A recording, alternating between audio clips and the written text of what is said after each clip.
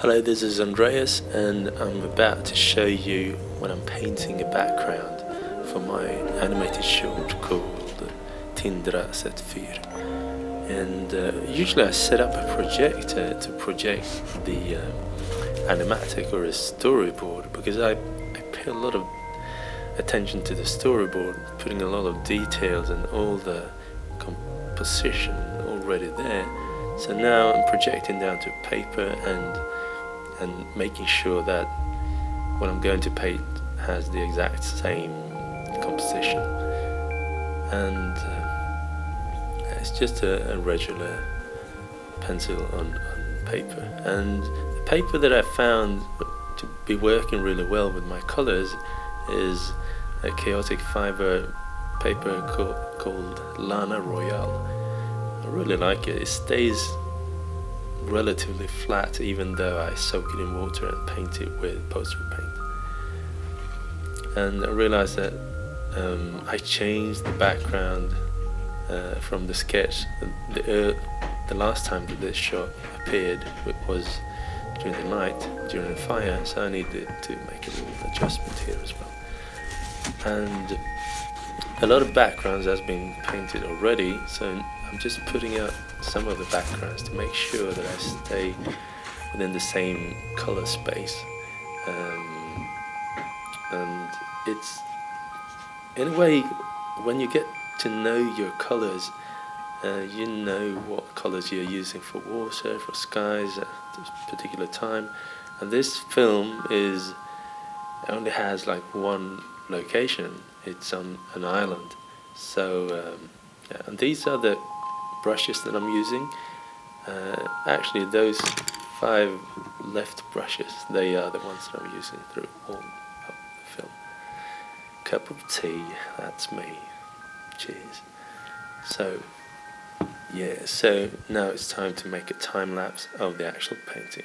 First of all, I soak it in water. I mean, really soak it on both sides twice, and then I apply some white in order to make the colors fade better on certain spots. And then I just paint as much as I can during the soaking wet period.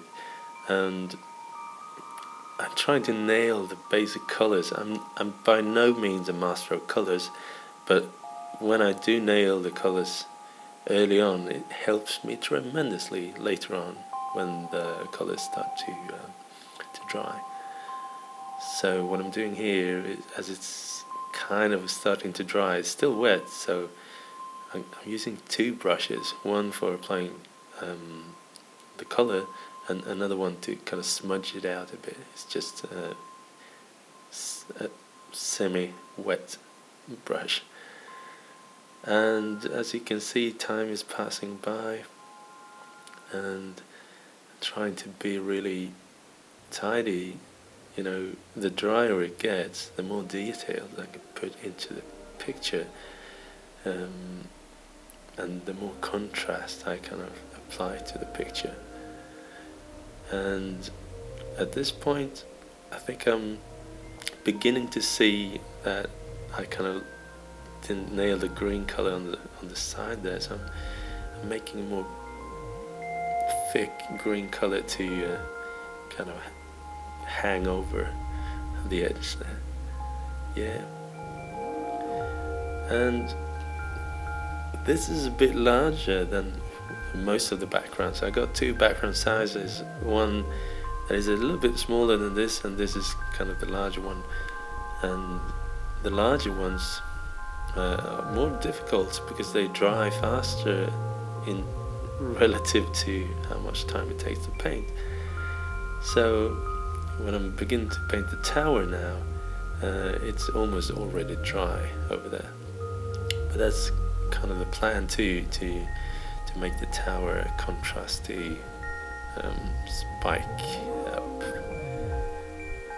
And I noticed that if I paint too soon when it's not really dry, you know, colors start running and it gets blurry where I don't want it to get blurry and stuff. So it's very important to let the colors dry if you want them to dry. made that mistake many times. This is background number 100. Well, it's not the 100th background, but it's for scene 100. In total, I think it was about 62 backgrounds, something like that. Yeah. As you can see, the drier it gets, the more detail I go into. And this is going to be like a full shot. The lighthouse is going to be glowing, so our eyes is going to be drawn to the lighthouse and the glow from the lighthouse. Hopefully, with some nice color grading, I can make it look really nice. But also, since it's for an animation, it's a background, always bear in mind where you want people to look. And this background is going to be, you're going to look at the glow from the lighthouse. And I don't know how much animation I'm going to put into the water, maybe some birds, I don't know, we'll see. But yeah, here we go. Close-ups. I'm not going to go this close in the animation, in the scene, but it's nice to see what it looks like up close. This is very rough. I'm by no means a master of this. There was really no question of whether to paint this in digital or by hand. It's just painting by hand gives me access to a whole different level of expression. Yeah, this is me. Yeah, I'm exhausted.